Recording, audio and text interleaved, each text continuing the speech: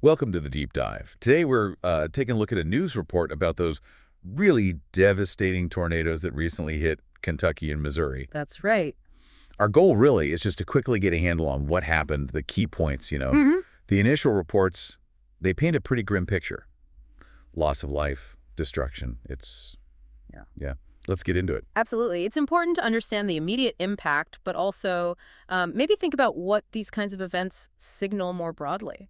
Okay, let's start with the toughest part, the human cost. Yeah. The report confirms at least 6 deaths Mm. across both states. Yeah, 6 confirmed. But what stands out to me is, they mention ongoing search efforts. It feels like there's a real worry that number could climb. That's often the case, unfortunately. And, the report doesn't give specific injury numbers, but you just know countless lives are turned upside down, physically, emotionally. hmm It's a lot. Definitely. And the report is clear. Kentucky and Missouri were the states impacted. It doesn't list specific towns here, but it does stress that several communities got hit hard. So not just one spot. Exactly. And that matters. Tornadoes can be very localized, sure, but when you have multiple communities affected across a region like this, Right. the scale of the disaster, the resources needed for recovery, it just becomes so much bigger. And they're calling them deadly tornadoes. Yeah. No messing around with the language. We don't get specific EF ratings in this particular report, but well, deadly says a lot, doesn't it? It absolutely does. It tells you about the immediate danger, the threat to life. And when you pair that with descriptions of widespread damage, you're likely talking about some powerful storms, significant wind speed. Yeah, the immediate consequences described sound awful. Destruction of homes, businesses, infrastructure just wiped out. Mm-hmm. It mentions buildings being flattened, debris fields. It's kind of hard to properly picture that level of destruction. It really is. It's just complete devastation in places. And the infrastructure damage, power lines, roads, that sort of thing, it's critical. It hampers safety right away, but also makes it harder to get aid in, harder to even start rebuilding. That's a good point. The report does briefly touch on the response, though. It says emergency services were out there quickly.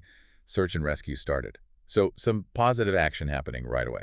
And those first hours are just crucial. A fast, coordinated response makes a huge difference, saving lives, getting immediate help to people who've lost everything. So thinking bigger picture now, Hmm. severe weather in general, what makes an event like this stand out, do you think?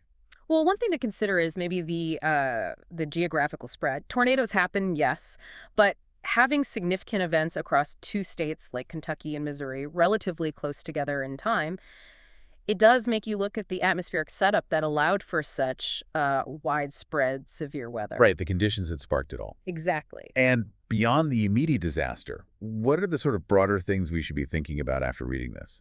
If you sort of step back, Hmm. events like these really highlight how vulnerable communities still are, Okay. to severe weather. Yeah. And it inevitably brings up questions about warning systems. Were they effective? Did people get enough warning, enough time to get somewhere safe? Crucial questions. And it also pushes us to think about resilience. How do we build stronger communities, better infrastructure, especially if, these kinds of intense weather events become more common?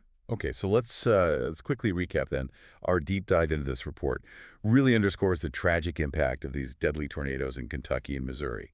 Confirmed deaths, sadly, and just extensive damage to homes, infrastructure, the works. Yeah, it's a stark reminder of the immediate dangers, but also those longer-term challenges, recovery, rebuilding, and really thinking about resilience for the future. So considering all that, the frequency, the intensity of the severe weather we seem to be seeing, it leaves you in the question, doesn't it? What are the most critical steps we need to take individually? Yes, but also as communities to actually be better prepared next time, something to mull over.